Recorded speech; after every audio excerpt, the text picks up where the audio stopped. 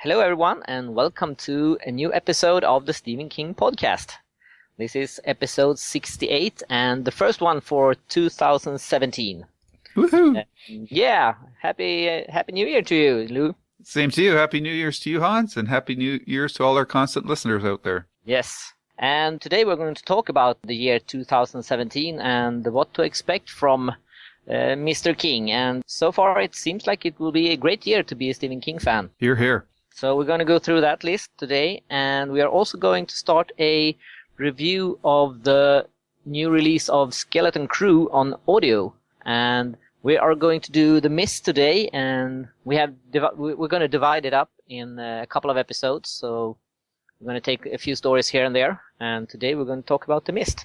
Awesome. Yes. Yeah. I'm really looking forward to it because there's quite a lineup of great people narrating the book. So it's different people doing every story. First one that we're doing is The Mist, as you mentioned, with Will Patton, a character actor that if you check out his IMDb page, as soon as you see him, you'll recognize him. But he's been in a lot of things. Remember the Titans, Armageddon, The Postman, Gone in 60 Seconds, to name a few. So if you hear his voice, you'll also recognize him that way too. Yeah. But as usual, we will kick off with the news.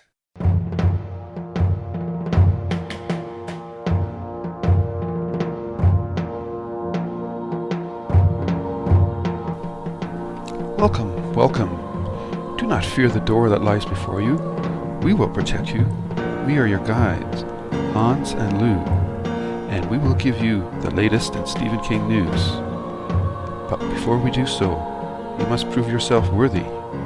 You must open the door and join us in the DeathRoom.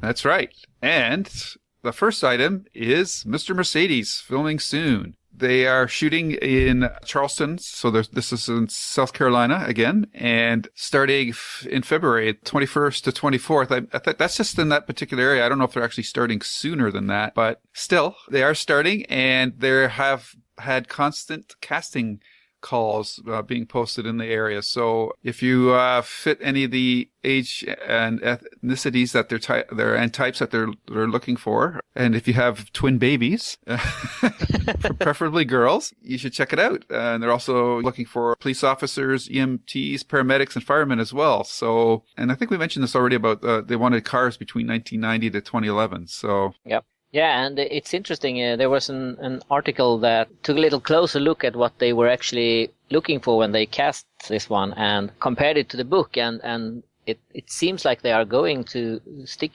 pretty close to the book based on the casting that they are doing. So excellent. I think that will. I have high hopes for this one. Yep, great cast. So yeah. Yep. Really. Next up is The Mist, who has now gotten a release date. The first episode will premiere on Spike in June 22nd this year.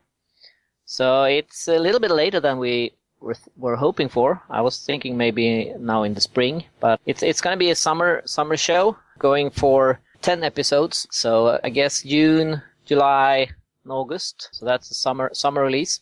Good summer release too. It feels like it's a summer kind of story. Yep. And it's been compared a little bit to Under the Dome because there are some people that's been connected in both. But this is also a connection or comparison with Under the Dome, who was also a summer show. Yep. And I think it's easier to get higher ratings in the summer because the competition isn't that high then. So if this one is good, that increases its chances of getting a second season. Mm-hmm. Yeah. And there's also been some photos released from the show, both a couple behind the scenes and some professional photos being posted. But I think we're going to talk more about this one later on in the show when we talk about what's coming in 2017, right? Yeah.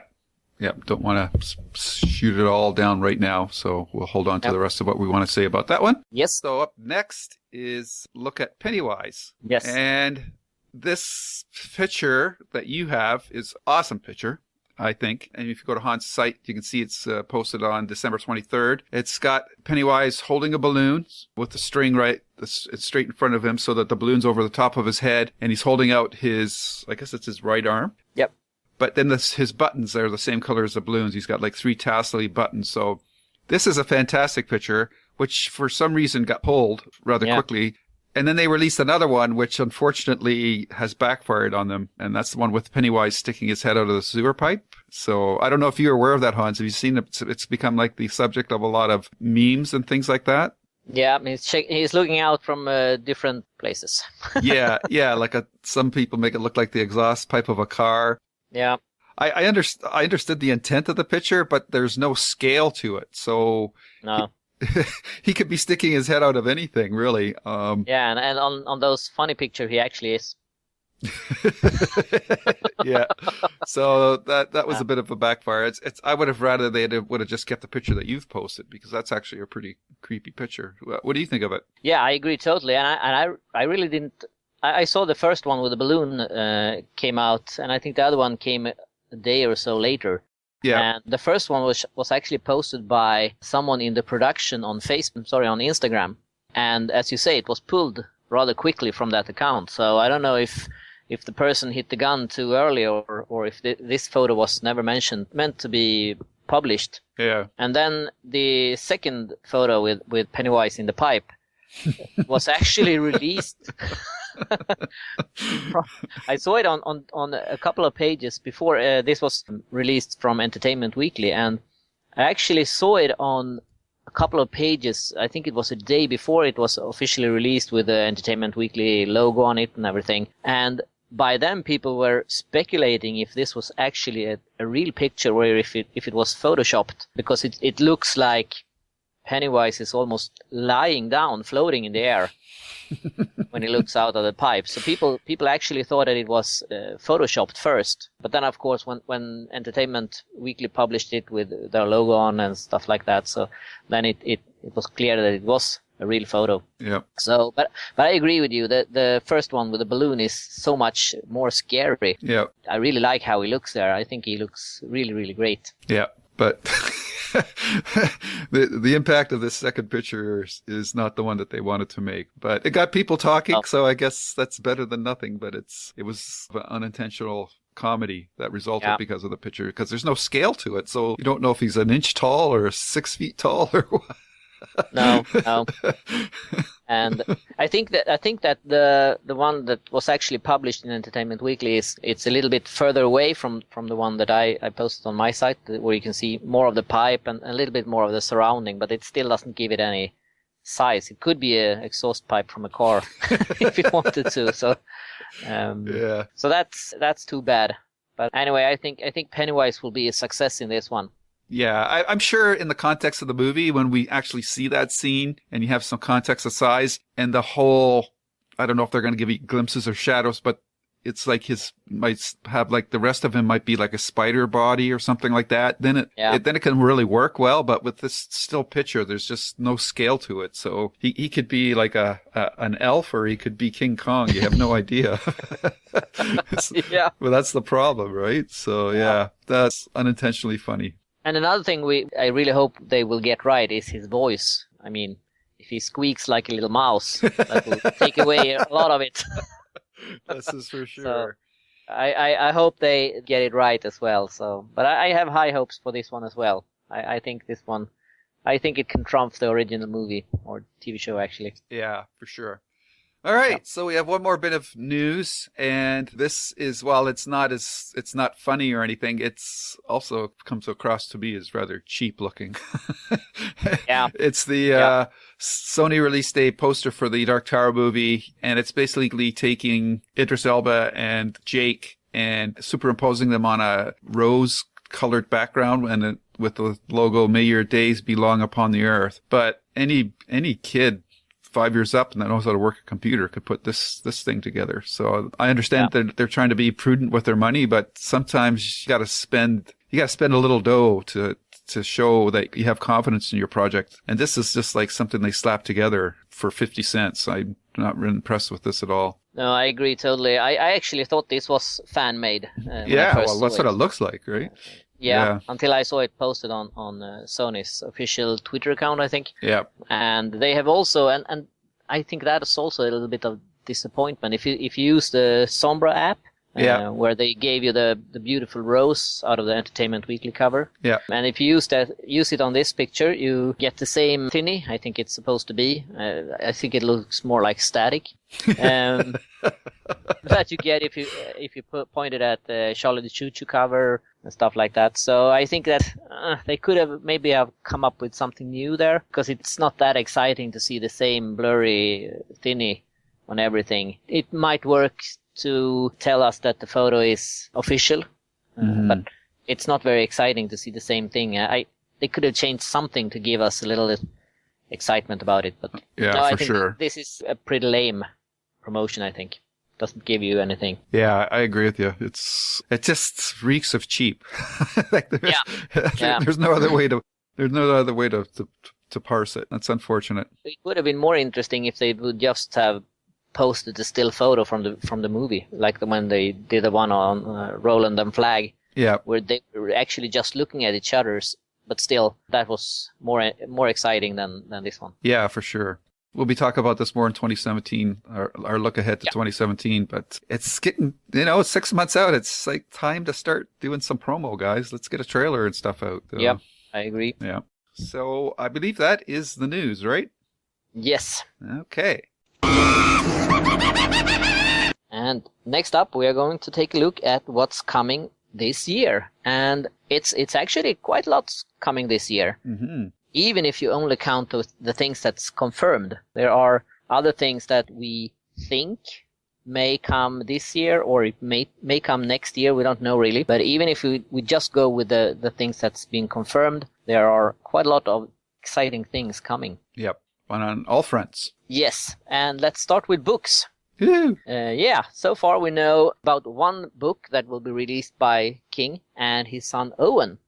Mm-hmm. And that is Sleeping Beauties. I am wondering why they haven't announced this one yet. We don't have anything else that we wait for, so otherwise they could have hold back on this one to not steal the spotlight from something else coming, but we don't have anything else coming. So I'm a little bit confused why we haven't heard more about this one. Mm-hmm. But I definitely think that it will be interesting, because it's the first time, as far as we know, that Owen and his father has worked together. So we really don't know what to expect. No, and we still haven't got any reports on that last appearance that King did, where he read two passages from the book as well, which is kind of sad and still hard to believe. But yeah, very hard. Yeah, I love the title. I mean, obviously, it's got a fairy tale aspect to it with Sleeping Beauty. From what we know so far, the premise is about a woman's prison. Yep. And whether there's a disease or something that's happened that all the women in the world have fallen asleep. I don't know if it's just restricted to the prison or if it's worldwide, or if maybe the other way around. Maybe they're isolated from it. But the premise sounds very interesting, and I'm really curious to see what Stephen King and his son Owen, who have different writing styles. It almost seems to me like it would be if Stephen King and his wife Tabitha had worked on a book together. So yeah. Have you read anything from Owen? Yes, we're all in this together. I've read that. Yep. Yeah. I enjoyed it. He has a very different writing style, I think. Yeah. And also if you compare King and Joe Hill, it's almost that the books could be written by the same person. Yeah.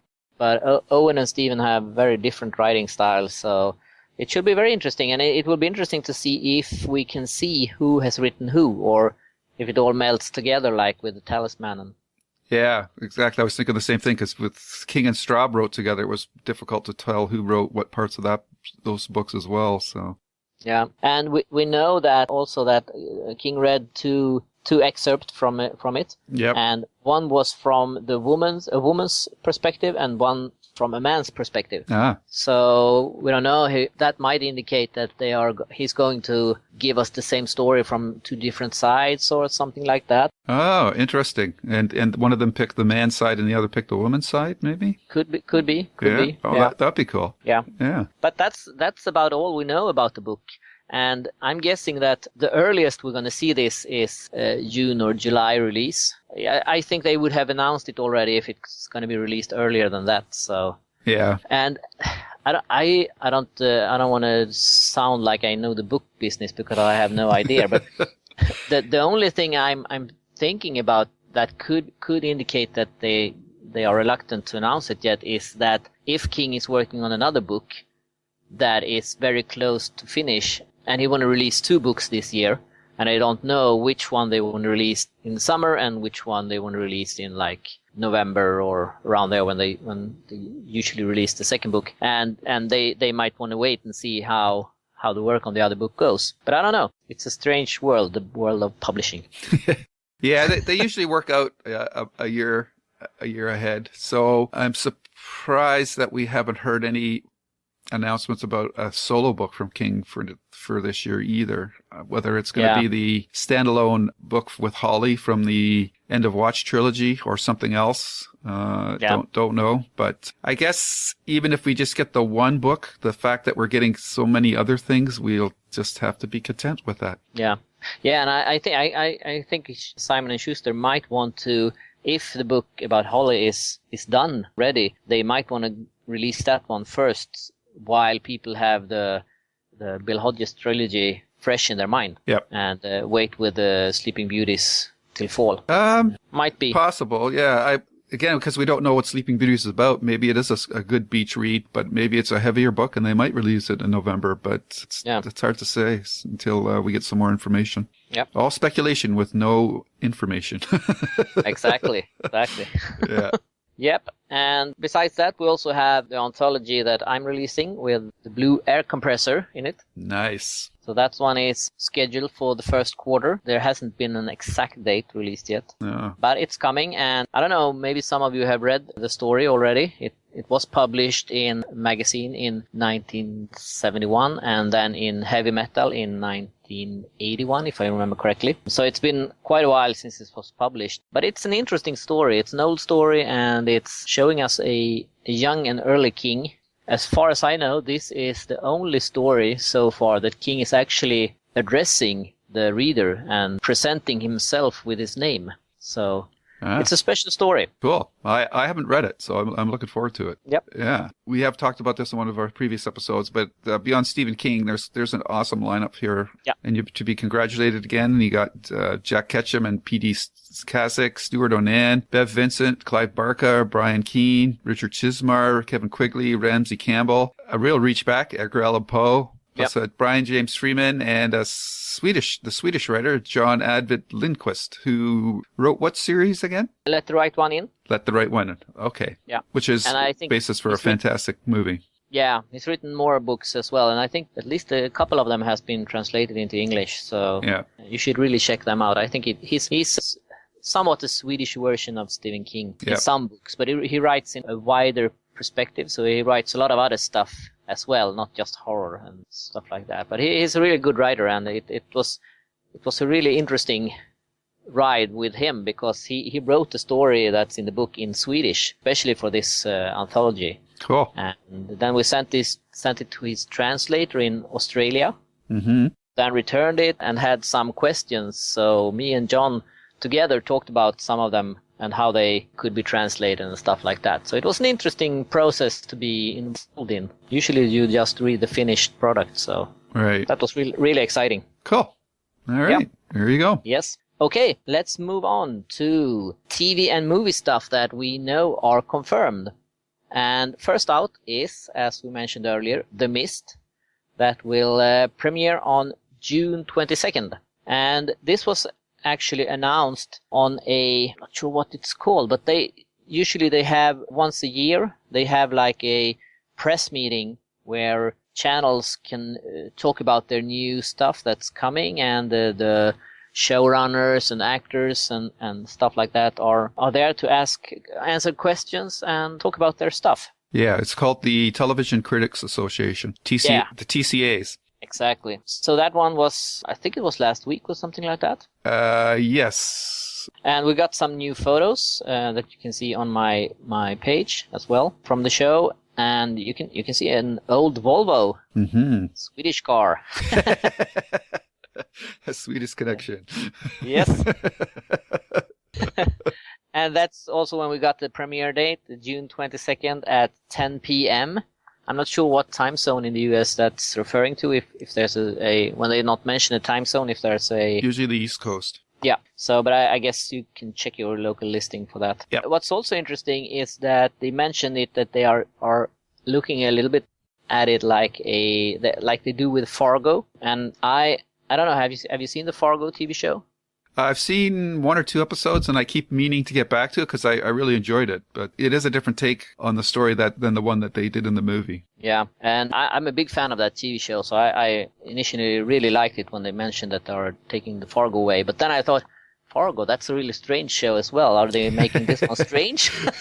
Well, it's ripe for being made strange. Maybe it's going to be like the Twin Peaks or something. I don't know. Yeah. I hope it doesn't go that crazy, but... No, I don't think so. I think when I read the statement here that they mentioned, that what they meant was that they are doing a twist on it, and they are taking the feeling from the story and making it like, I think they mentioned in the text that they're doing it like a foreign cousin or something like that, so that it will be the same but with a little twist, so that won't be exactly the same. And I think that might be a good twist on it, actually. I'm staying on the positive side of what he's saying here. Obviously, to turn this into a TV show, you're going to have to change some things. But I'm just thinking back to that Carrie movie that they did, where at the end of it, Sue Snell survived and her and Carrie ran off to go and live in Florida together, something like that. So yeah. I hope that they're not doing something that clunky. But obviously, Carrie was a story set up really just as a standalone story, whereas The Mist, even in the novella version, was set up to be a continuing story. So I think that people will buy any changes that they make to turn this into a TV show, as what they did with The Dead Zone, right? Which was a standalone story, but they just actually did quite a good job with changing that. And I'm sure they're doing the same thing here. And I just think that the idea of The Mist lends itself much easier to this kind of a change from the source material. So yeah, but like you, I'm intrigued about this mention of Fargo because I don't know too many of the actors in this series, and Fargo has a pretty high profile cast. Like if you go down that list of actors in that show, so they have the chops to do these kind of strange deviations from the source material. I'm hoping that the people that they've got for this series are going to be up to snuff as well, because it sounds like it's going to be, and it makes sense too. It's going to be less on the monsters and more on the relationships between the people. Yeah, I think. And I am intrigued though, by the showrunner's statement that they've updated the visuals and the powers of The Mist. I don't know exactly what that means, but I hope The Mist doesn't have grabbing powers or some silly thing like that. No. Maybe it just makes them get lost easy or something. I don't know. We'll have to see. But yeah, it's exciting. I've been excited about this. Wanted to see a Mist TV show for a long time, and I'm glad to see this happening. Yeah, and I think that this one is actually one that can be, I think I could live with this one straying away from King's story. And like we talked about Haven and how that one was loosely based on the story and then got on and got its life on its own. And it survived because it, for the most part, was a good story and you liked the characters and you accepted it for its own, even though it was originally based on a Stephen King story. And I think this one could be the same. Yep. And I think that was a lot of the failure with Under Dome, that they were trying to do the same thing, but what they did was so ridiculous and so dumb that you didn't really like it.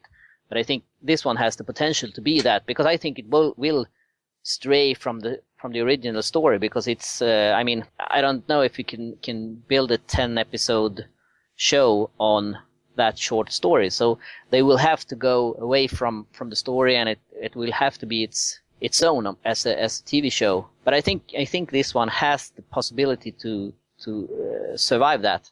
I think actually. Oh, for sure. Yeah. And hopefully people haven't got too burned from Under the Dome and are willing to give it a chance, at least, to see what it is. Yeah, I think most people have forgotten about Under the Dome, so I don't think that's going to be a problem. Hopefully. But that's all. That comment is very, very often coming up when new stuff is coming up about the Mist, that, we don't want a new Under the Dome, and so people really? Okay. still have that and referring to that, if they change it will be like Under the Dome, and if they do that, it will be like Under the Dome. So I think people still have that disappointment close to mind. Right. That Under the Dome brought with it. So yeah, I could see that. I guess I just think most people stopped watching after the first season. So yeah, it's you and me and a couple of more that watched it. Yeah, well, somebody was making me. So yeah. And I will make you watch this one as well, even though it's bad. Even if it's bad, but at least it's going to be. Looks like scary bad, so we'll have to see. Yeah. And I also have to mention that I really like that Frances Connery is in this one. I really like her, and I think she's great. I don't know if you saw the show 6 Feet Under. No, I did not. Which she played there. It's about a family who runs a funeral home. A funeral home, and she plays the mother there, and I think she's a great actress. So I really hope they have taken care of her abilities and not thrown it away like they did with what was his name in Under the Dome. Dean Norris. Yeah, exactly. Yeah. So I'm hoping they really appreciate what she can do and letting her act. And we also see her in one of the photos that was released yesterday, where she's standing in her garden with green watering and watering her plants and just looking out. So I think that photo's giving me the chills. Right. So she's probably playing Mrs. Carmody then, the religious fanatic, you think? Or I don't know if we have a name of her characters. Yeah, we haven't had any names. Yeah, we don't even know if the characters from the book are going to make it into the TV series. So no, I think we have heard some of the names who they will be playing, but I don't find that right now. Okay. She looks like a religious fanatic in the picture, but maybe that's just me. Yeah. We'll have to see. She's a good actress, though, eh? So that's good. Yeah, we had some. If you go to my site and look at the July 13 post for last year, you will find some casting, and they describe some of the characters there, but she isn't mentioned there, so I don't know exactly who she will be playing, but whoever it is, I think she will do a great job. All right. Yeah, she's been cast in the role of Natalie, it says here. Oh, okay. A ecological martyr. Oh, well, maybe that's an update of the religious fanatic type character. Yeah. She's a Mother Nature character. Yeah, exactly. Yeah. She's siding with the Mist. Mm-hmm. What's next? Well, it could be either The Dark Tower or Gerald's Game. We're not sure at this point, so we'll assume that Gerald's Game is probably gonna. But that thing filmed so damn fast. It could be out. It could be out in April. Yeah. But we'll leave that one floating.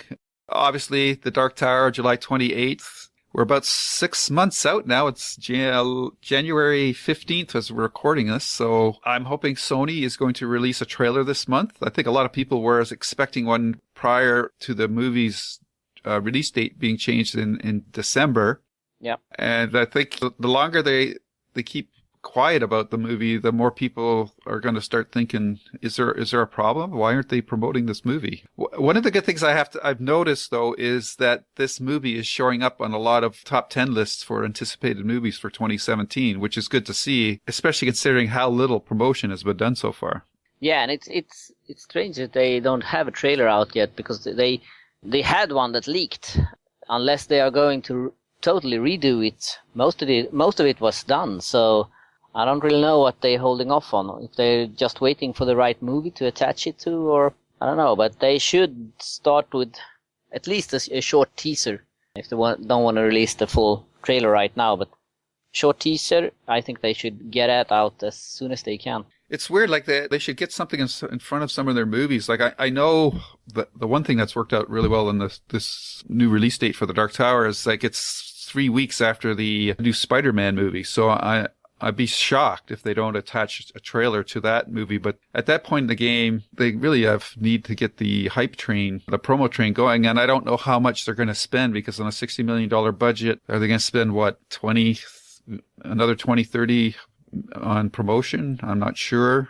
Yeah. We should check their Sony's release date, movie to release dates at some point to see what would be a good time for it to come out. But I think they have to get a teaser out at least this month, and I think they need to. I think at least one teaser and two trailers. The teaser should just sort of set up the premise and maybe the conflict between Roland and Idris Elba, or Roland and Idris Elba, Roland and the Man in Black. The other two trailers should really be sort of like characters introducing us to the Roland, and the other one should be to Jake. And it's interesting because the leak trailer that we saw was very Jake focused, but the audience is into the stories. Yeah. But I think they need to get a teaser out this month and then a trailer about 3 months up, and then maybe the big trailer out with the Spider-Man. So we'll have to see. I'm still remaining optimistic because everything I've seen from it I've liked so far, but it's getting the more they're quiet about it, and that last poster didn't help, the more I'm starting to get a little antsy that they're not confident about this movie.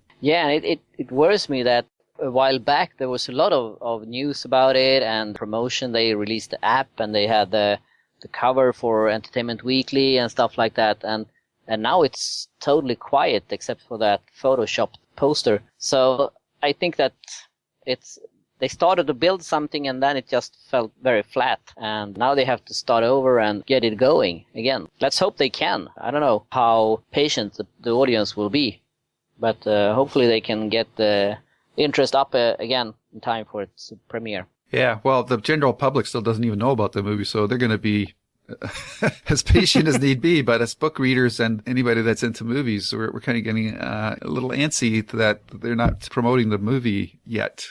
And we're halfway through January, so they've got to release something by the end of this month, or I'm really going to be starting to get curious as to what's going on. Yeah, I agree.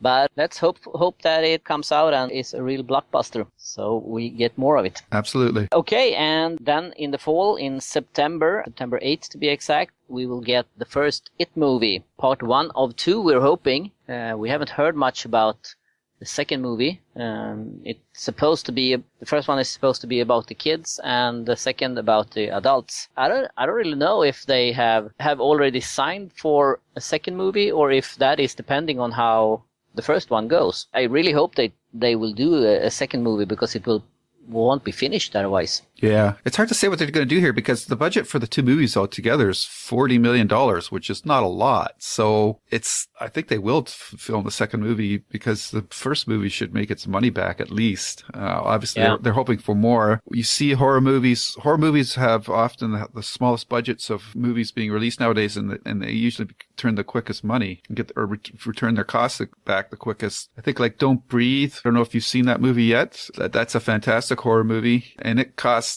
I don't know, $10 million or something. And it was number 1 at the box office for a couple of weeks because it was so well received. So, So it easily made its money back. So hopefully with it, we'll do the same thing as well. The only thing that might work against it in that weekend release, now I'm looking at, as I'm just realizing, is that's when a lot of kids go back to school.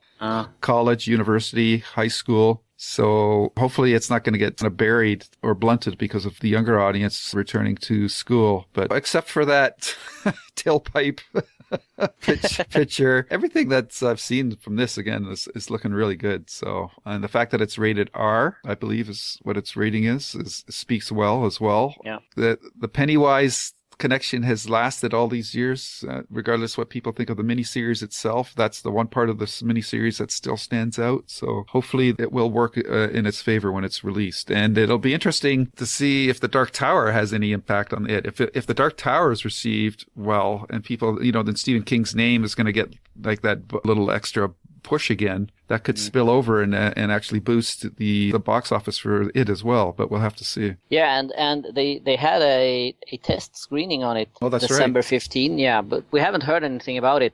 Which is not unexpected, because everybody would have to sign a non-disclosure agreement. Yeah, exactly. I know that there were one guy posting on internet that he had been on that previous screening, and he thought it was utter crap from start to beginning to end. But I think that he was just pretending. People were asking about stuff, and I think his answers didn't really correspond with what we have seen on photos and stuff like that. So I doubt that he actually saw it. Yeah. But we don't know. The interesting thing with that screening was that they were looking for people between 18 and 49. So that is the age group that they are looking for. I can see why they don't want to go under 18, but why have an upper limit? I mean, King has a lot of older fans, and I think they would want to see it as well. So I think it's unnecessary to go so hard with an age. I mean, they could just say that they were interested in people who wanted to attend it, and then they could have screened it if they wanted to, but to advertise that they don't think that people who are 50 are going to be interested in this movie. I think that's a bit unnecessary of them. Well, they're just basing it on the demographics of what's the biggest age group that goes to movies, and generally it is that age group that they've picked. The older people don't generally go out to as many movies, so it's just a business economics thing. They want to hear from the audience, the part of the audience that's going to give them the most box office return. Yeah, I can buy that, and I can understand it as well, but I think it was unnecessary to write that in the ad for the screening. I mean, they could have just asked people how old they were and made that selection without advertising it. That's pretty standard. So don't, I guess they're not just picking on this movie. So don't. I guess. Okay. So what do we got left?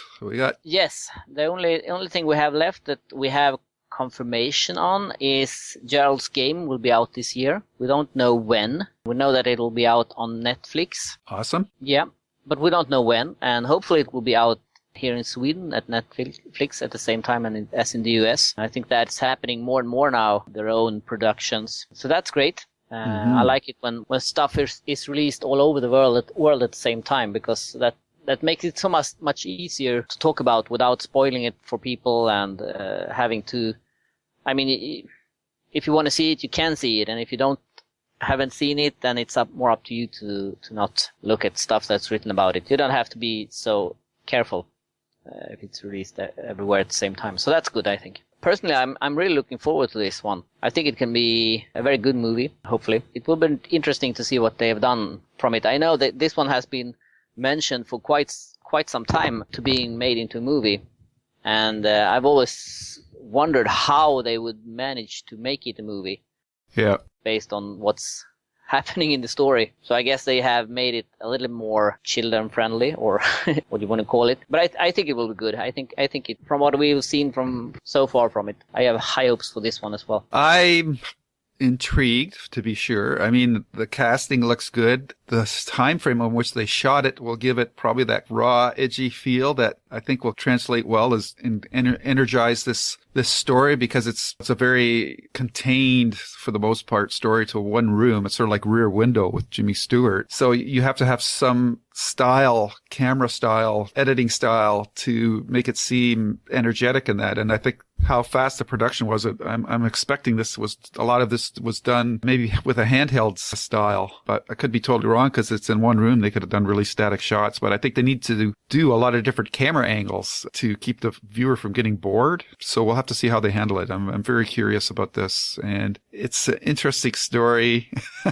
to say the least. So It'll be interesting to see how it plays out. It's not one that I thought something like this and maybe the breathing method, like those are two stories that I just don't really see how you could film them, but they're hungry for content nowadays. So stuff that wouldn't be considered before is now being considered again. So yeah, I'd really love to see somebody do a remake of The Raft, because I love that story, and I just think that would be so cool. And to be honest, if you compare this one to, say, The Misery, and if you choose to not see that this one has a lot of less clothes in it, I mean, it's the same setup. They are in a very restricted area, very few characters, and I mean, Misery was a great success, so I don't see why this one couldn't. So I think if they can only solve the nudity in it to make it viewable for most people, I think they can make it successful. We'll find out sometime this year. Yes. And as usual, we have some rumbling of movies coming out that we have heard a little about, but nothing really confirmed. And the first one of those are 1922, which is from... Just After Sunset?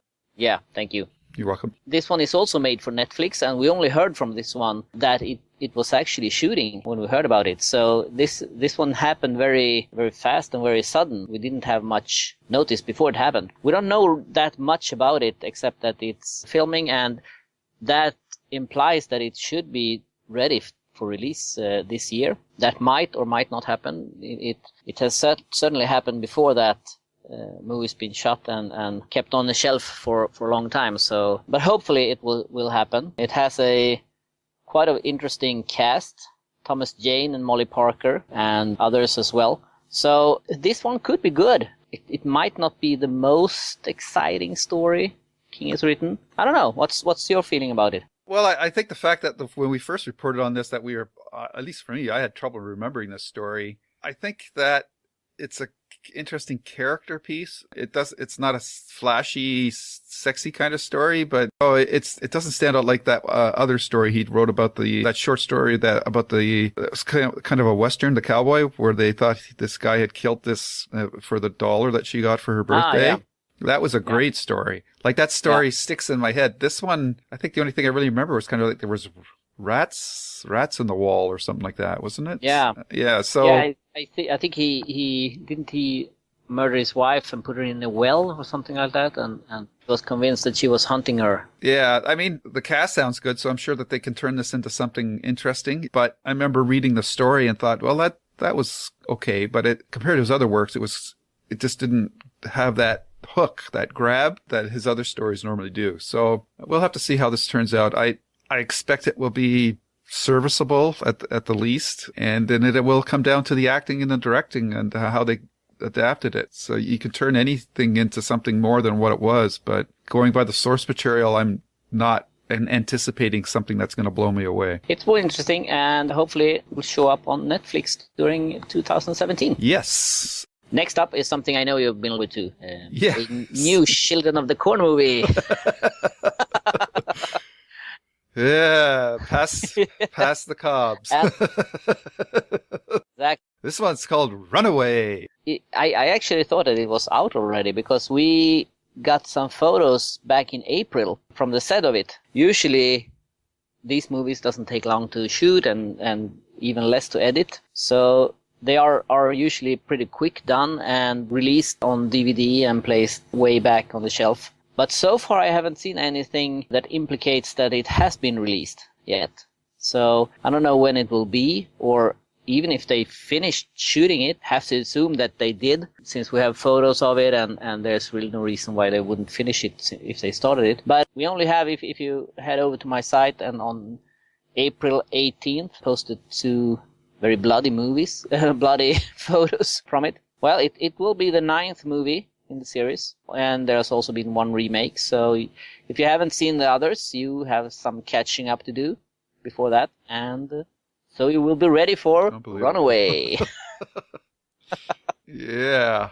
Looking it up on IMDb, and its production status is listed as completed, but it doesn't have a release date. I doubt if this is going to make it out to the theaters. It's probably going to be a straight-to-video kind of thing. So I'm sure we'll just see it pop up on Netflix or somewhere, Hulu or whatever, and know then that it's out. So so we'll keep an eye out for any of you hardcore. Maybe that would be a good time to make a special podcast on all Children of the Corn movie in chronological order.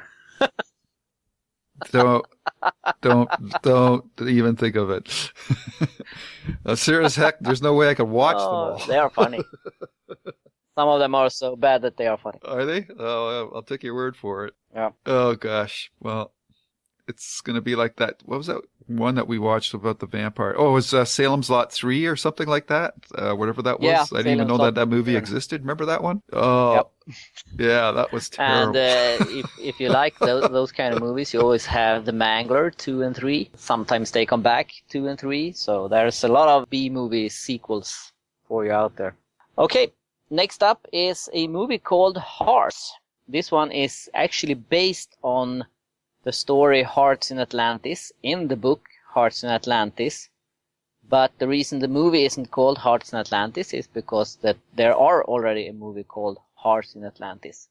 So this one will be called just Hearts. Confusing? Yes. But that's what it is. Yeah. And in a way, this might be a better title for it because it's about college students that play Hearts card game. Have you played it? Oh yes, I've gone through my Hearts phase of my life, and that was more to do when I was in college, actually. But used to play it at lunch. Yeah, it's a fun game, and this is quite fitting if this one could be released this year because the book Hearts in Suspension is a little bit about King's past and around that time frame, so that would tie that up very good. But we don't have much info about this. They are working toward production in 2017, it says. So if that means it will be shot in 2017 and released in 2018, or we don't know that. If it's done, hopefully it will be done this year or next year. Yeah, it looks like they're trying to film this year. So probably means it will be released next year. Yeah. Probably. Okay, so what do we got here?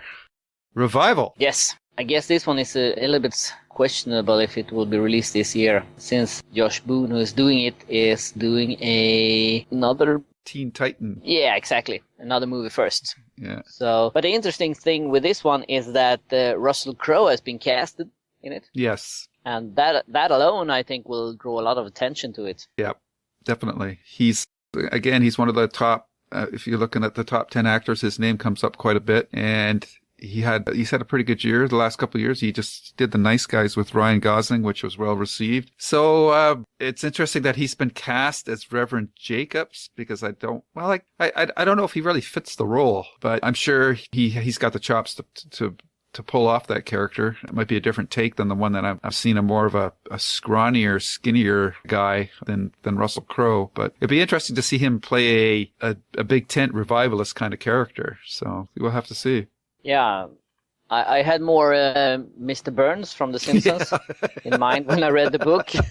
So based on that, he's totally wrong for the part. Yeah. But I guess there's no one really looking like him in real life, so I guess this is the best next best thing. Yeah. So, but it will be interesting. But I think it's probably more close to release in 2018 than this year, actually. Or maybe even 2019. Yeah, because. Yeah. If Boone's working on New Mutants this year, he probably won't start filming this movie until, I would say, in the back half of this year or later. So he might not even get this out until late 2018, 19. So, yeah. And it's a bit strange that they are announcing casting so far in advance. I'm thinking that maybe he was cast and after that the movie was delayed, and I'm not sure what that does with a contract like this. If you're signed on as an actor to do a movie and all of a sudden the movie is pushed forward like a year,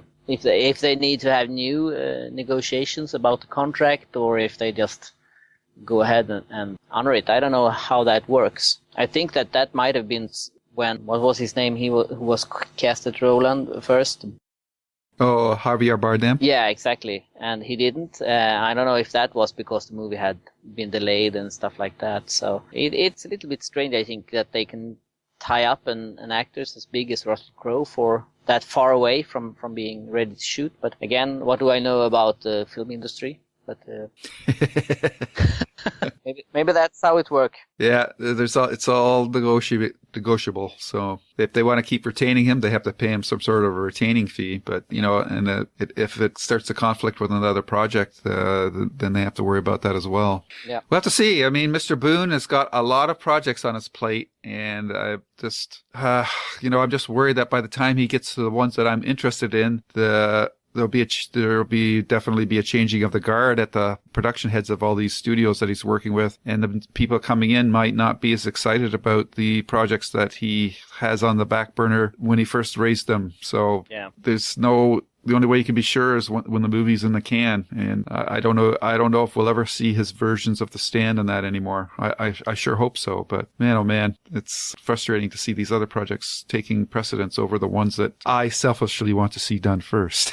Yeah, and I'm a bit surprised that so many things are announced and then pulled and pushed forward and stuff like that. So, I mean, you get a little bit disappointed when you expect stuff to come and they are announced and people are cast, and then all of a sudden they are pushed 1 or 2 years ahead. Well, Yeah. it's sad. I had really looked forward, especially the stand, and I know he was also mentioned doing Lizzie's story, and Yeah. so maybe his tactic is to buy up the rights to all Stephen King movies first, and then doing them all. Maybe. Yeah, well, he's just trying to keep himself busy for the future, I guess. Yeah. But I'm just hoping with the passion that he did with those interviews and talking about his background growing up in that, how much of a fan he is of Stephen King, that we are going to see many of these projects that he has his name attached to, that he will actually get around to doing them. Yeah, hopefully. Yeah. So that is what we know and hope for this year. Do you have a favorite? Well, for me, it's the Dark Tower movie because we've been waiting and reporting about this for so long. I think that next to that, the most intriguing and probably the one that will be the most enjoyable will probably be Sleeping Beauties because books to me always trump movies generally. So I think those two are the two big ones that are vying for my attention. I'm really curious to see what him and his son are going to come up with Sleeping Beauties. I just think that title is just so intriguing. Yeah, I agree. Sleeping Beauties is definitely my high point of next year. Of course, I'm very intrigued of what will happen of the Dark Tower, but very afraid of that gonna suck big time. But I'm also looking forward to The Mist. I think that has potential to be really, really good if done right.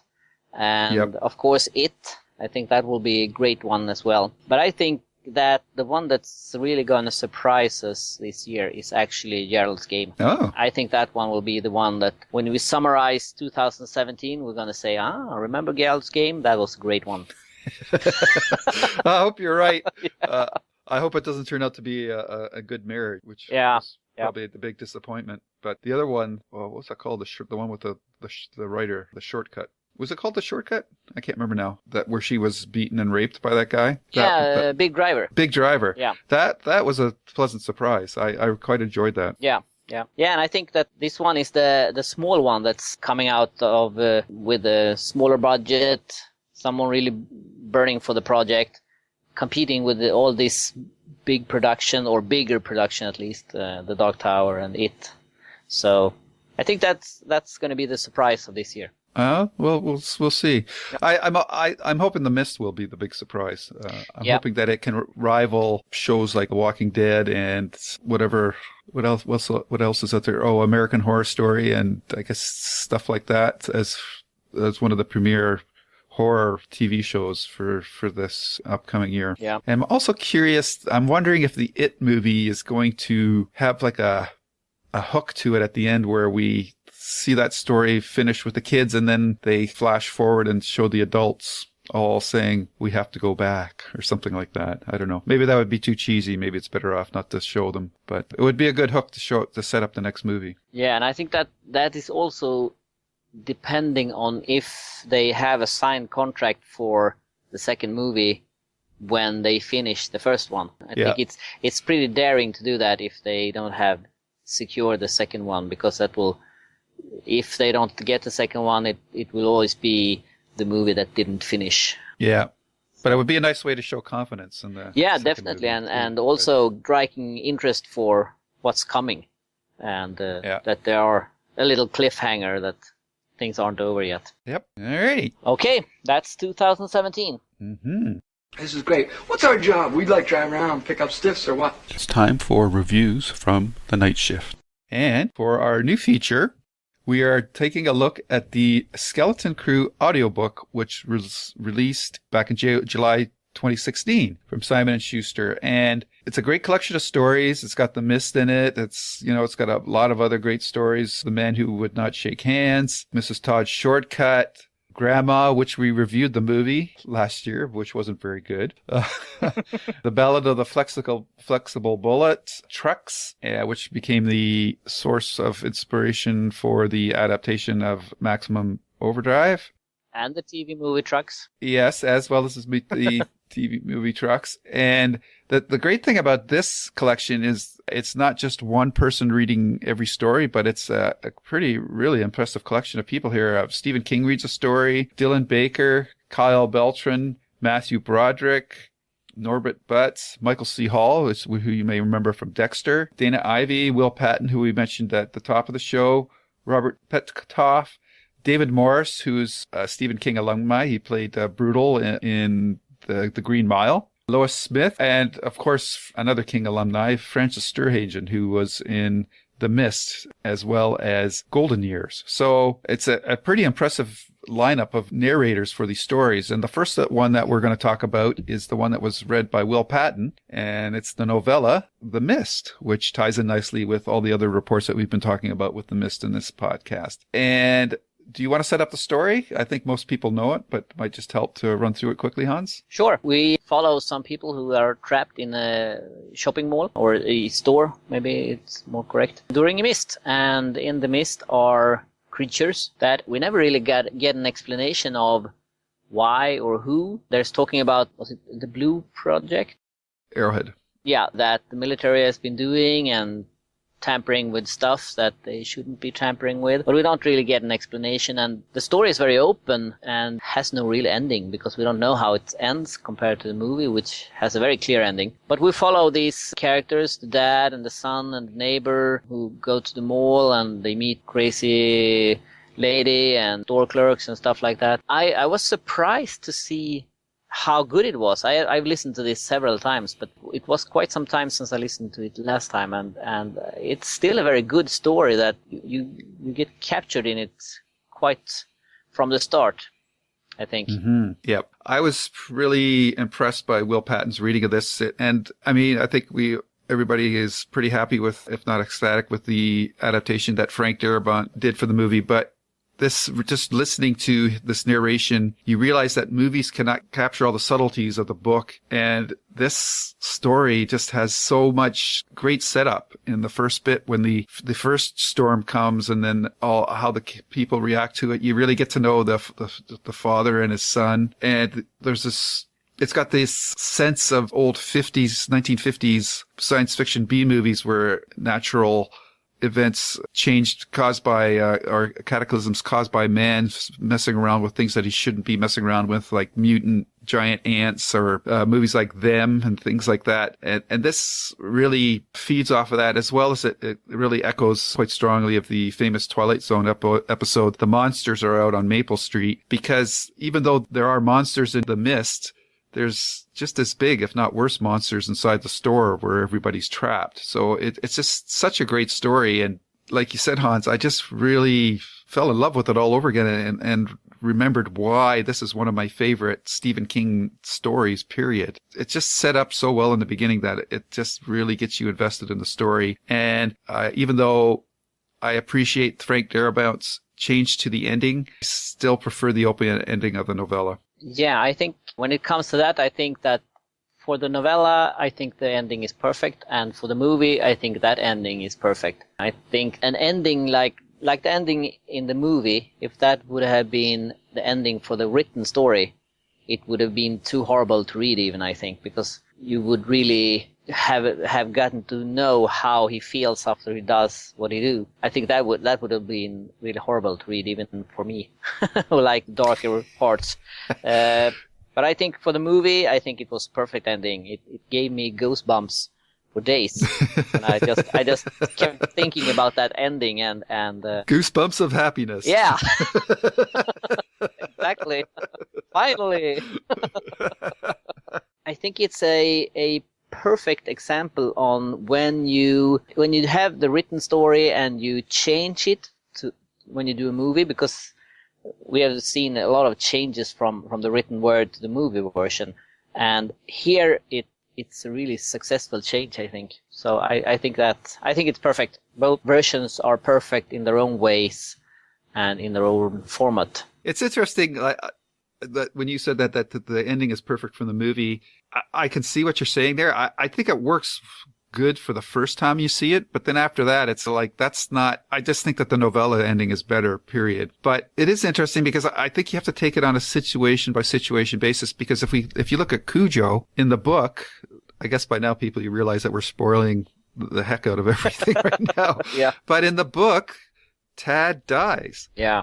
Which is dark, but in the movie, Tad lives, which is which feels appropriate for that story. I think because the relationship between the husband and wife wasn't set up as well in the movie. But I think in the book, actually, and though King says he does prefer the movie ending now, which I guess causes some concern because people always say, well, he's just saying that because he's going along with, he doesn't want to hurt the movie or whatever. But I think you have to judge each one of these separately. So, yeah. But it is interesting that in one scenario, he went open and the movie went darker. And in another one, he went darker and the movie went light in the ending. So, yeah. It's interesting. And I think what the other thing that really resonates now with this story for me and like the monsters on Maple Street is especially the last year that we were watching what was going on in the US with the election and how quickly that cloth or veneer of civilization, that civilized behavior that people like to believe is a bedrock, it quickly gets ripped away when things get down to the nitty gritty and emotional and the ugly side of people comes out on all sides. So I think that people complain about, or I think newer audiences when they read The Mist and say, oh, that's that religious woman, she's so stereotypical in that. But the first point I always make is, well, yeah, but who do you think created that stereotype? It was these stories. Like, Stephen King did with this story and with Carrie's mom.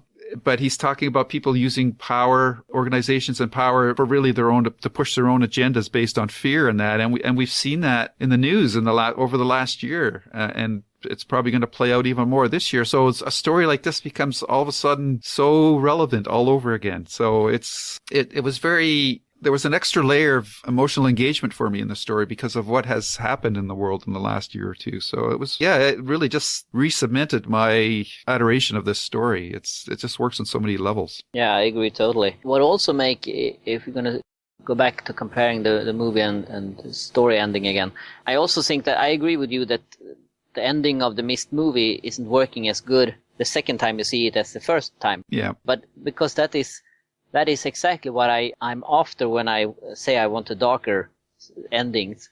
And that is so very often you see things fixing themselves in more or less impossible ways at the ending and everything ends happy. And I think that this is when you have an ending like this and that doesn't happen, you get surprised and it's like someone is punching you in the gut and you really see the raw stuff, and you can't achieve that the second time you see it because then you know about it. So that I agree with that. If you're going to see the movie several times, the ending will definitely not be as effective as the first time. And also the open ending of the story is perfect when you read it, because when you read it, I mean, when you see a movie, you're served. You don't have to think that much yourself. You're presented with everything on the screen. But when you read it, you paint this picture in your head and you start to think what's happened, what would happen if they do like that and this and stuff like that. And then it's perfect. And I must say that personally, I'm very much more open to endings like that now than say 10 years ago. Then I wanted to know what happened. How did this end? And I know when I go back and see some of my early reviews of King stuff, mainly short stories, I often see that I was a little bit disappointed that as I said, the story didn't have an ending.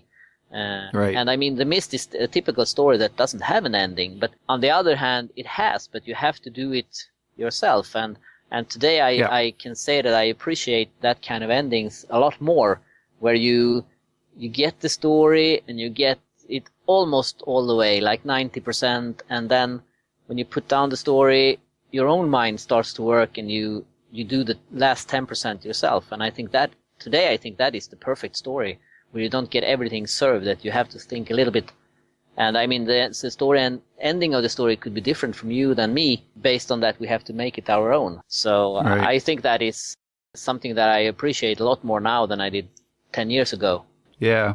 Yeah, that's well said. I totally agree with you. I mean, that's the big difference between stories, books, movies, and real life, is that stories usually tie things up in a nice bow. Yeah. Whereas we know in life that never really happens. So sometimes an open ending that answers 90%, like you said, of the promises that you think the story's making, it works well. And then it just leaves enough open that it makes it feel even more real, because you go, yeah, that's like life, that you don't get all the answers. So if it answers most of them, but leaves a couple of things open, I think that's the best type of ending for myself. and that the people that have survived the end of the story have paid a price to get there and have changed over the course of the story as well. So I think The Mist does that, and it really sets it up well. And I think Will Patton does a great job of doing the different voices of all the characters, the father, the boy, all the other characters in the store. It really feels like there's more than one person doing the story. So it's a very entertaining story that's,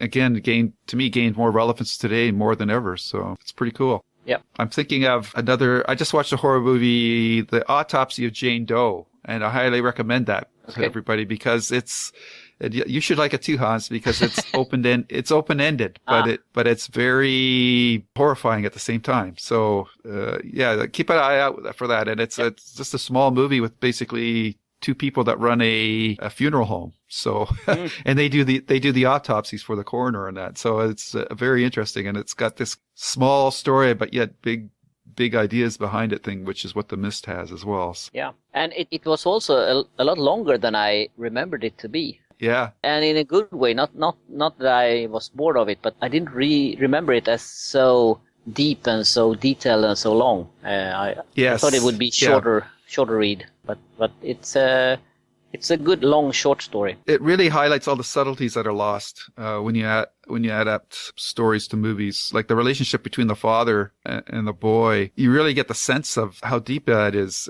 when you're listening to Will Patton to talk both sides of the conversation, and the father worried that his son doesn't have a sense of humor and that it's important to be able to learn to laugh at yourself. And then in the face of what they face in this, that's yeah.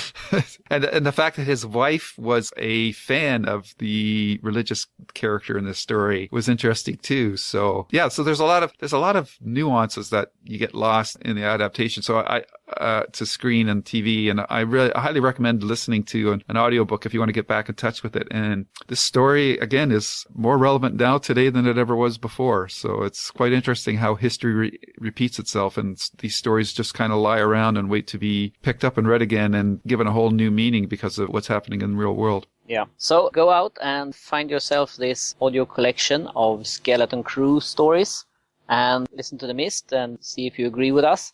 And also keep listening to the others, because we will continue reviewing them in the upcoming episodes. We don't really know which or how many we're going to do for the next time, but at least one. Yep. So listen to them and tell us what you think about them.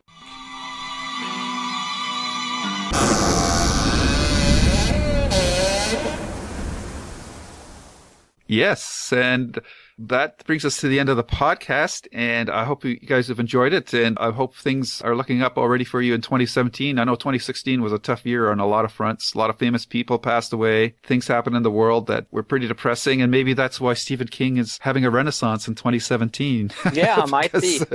Because things have been pretty grim, so hopefully things are going to turn the corner, but looking forward to all the Stephen King goodies that are coming up this year, to the other ones that we haven't heard about yet. I mean, he surprised us a couple of times in 2016 with a couple of short stories that we had no idea were going to be released into the wild, which was always cool. So, and we're hoping that his partnership with Owen works out well, and who knows, maybe him and Joe will do something. And yeah, we hope you enjoyed this look ahead. We recapped 2016 last podcast, and now we've looked ahead this year. I'd like to know what you guys are most interested in, and that's about all I can think of. How about you, Hans? Anything to add?